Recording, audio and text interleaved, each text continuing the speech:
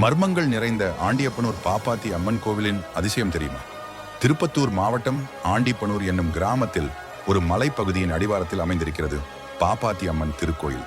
கோயில் என்றால் இங்கு அழகிய கட்டுமானம், கோபுரம் என்று எதுவும் கிடையாது.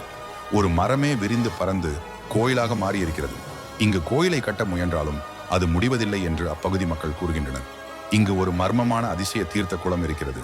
இக்குளம் வெறும் 5 அடி ஆழம்தான். ஆனால் இக்குளத்தில் தண்ணீர் எங்கிருந்து உற்பத்தி ஆகிறது என்று இன்றளவும் யாருக்கும் தெரியாத நிலை உள்ளது. இதை ஆராய வந்தவர்களுக்கு தீங்கு நேர்ந்ததாக கிராம மக்கள் கூறுகின்றனர். மேலும் இக்குளத்தில் எக்காலத்திலும் தண்ணீர் வற்றவே வற்றாதாம். இந்த தீர்த்த குளத்தின் சிறப்பு என்னவென்றால், கோயிலுக்கு வரும் பக்தர்கள் அம்மனிடம் வேண்டியதை மனதில் நினைத்து கொண்டு ஒரு வாழைப்பழத்தை 3ஆக பிரித்து அந்த தீர்த்த குளத்தில் விடுகின்றனர். அந்த வாழைப்பழ துண்டுகள் உடனடியாக தண்ணீரிலிருந்து மேலே வந்தால் நினைத்த காரியம் உடனடியாக நிறைவேறும் என்று நம்பப்படுகிறது. மாறாக தாமதமாக மேலே வந்தால் தாங்கள் நினைத்ததும் தாமதமாகத்தான் நிறைவேறுமாம். மேலே வந்த வாழைப்பழ துண்டுகளை வேண்டியவர்கள் உண்ண வேண்டும். ஒருவேளை வாழைப்பழ துண்டுகள் மேலே வராமல் உள்ளே சென்று விட்டால் நினைத்த காரியம் நிறைவேறாது என்று நம்பப்படுகிறது. இங்கு இந்த கோயில் உருவாக ஒரு வரலாற்றை கூறுகின்றனர் இக்கிராம மக்கள். ஒரு பெண் காதலித்து திருமணம் செய்து கொண்டதால் பெண் வீட்டார் ஏற்றுக்கொள்ளாமல் வீட்டை விட்டு துரத்துகின்றனர்.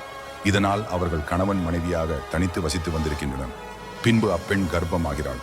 தன் பிறந்த வீட்டின் ஞாபகம் வருகிறது. ஆனால் கணவர் அங்கு அழைத்து செல்ல மறுக்கிறார். நிறைமாத கர்ப்பிணியாக இருக்கும் அப்பெண் ஒரு நாள் இரவில் தனியாக பிறந்த வீட்டை நோக்கி செல்கிறாள். மலையின் அடிவாரத்தில் செல்லும் பொழுது திடீரென பிரசவ வலி ஏற்படுகிறது. அங்கேயே ஒரு பெண் குழந்தையும் பிறக்கிறது. அந்த பெண் குழந்தைதான் இந்த பாப்பாத்தி அம்மன் எனவும், பனிக்குடம் உடைந்து சென்ற நீர்தான் இங்கு தீர்த்த குளமாக மாறியது என்றும், தொப்புள் கொடி அறுக்க பனை ஓலை பயன்படுத்தியதாகவும், அறுத்தெறிந்த தொப்புள் கொடி பல கிளைகளாக மாறி இந்த அம்மனுக்கு நிழல் தந்ததாகவும் கூறுகின்றனர். திருமண வரம், குழந்தை வரம், உடல் நலக்குறைவு, கால்நடைகளுக்கு பிரச்சனை போன்ற பல வேண்டுதல்களுக்காக இக்கோயிலுக்கு பக்தர்கள் வருகின்றனர். திருமணமாகாதவர்கள் கோயிலாக இருக்கும் மரக்கிளைகளில் தாலியை கட்டி வழிபடுகிறார்கள். குழந்தை வரம் வேண்டுபவர்கள் தொட்டிலை கட்டி வழிபடுகிறார்கள்.